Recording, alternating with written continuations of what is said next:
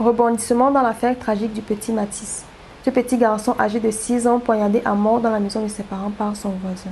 D'après une information relayée sur la page Zuimento, l'oncle de la victime raconte les circonstances qui ont conduit au drame. Il dit: mon grand frère Paulin est un ingénieur de génie civil.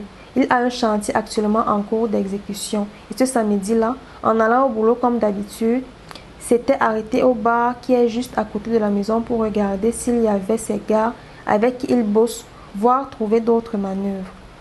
C'est comme ça que dans son approche, il dit être à la recherche des gars pour le job, à l'assistance qu'il avait trouvée, parmi lesquels M. Noirfot et les autres voisins du quartier.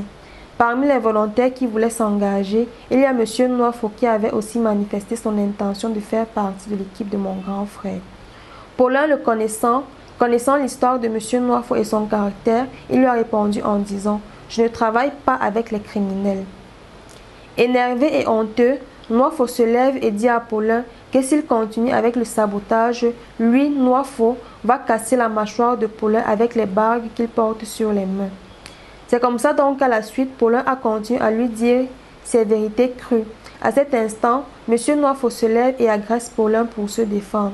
Paulin se sert d'un verre qui était posé sur la table et frappe sur Noirfot. La tension monte et les gens se séparent et la situation s'est calmée. Dans les paroles, Noirfot lance à Paulin: je vais te faire quelque chose que tu n'imagines pas. Je vais te toucher. Paulin sort et monte vers la route où il a sa boutique dans l'intention de continuer sa journée. M. Noirfot sort et descend chez lui, récupère son poignard et fonce au domicile de Paulin où il n'y avait que ses enfants. La suite vous connaissez.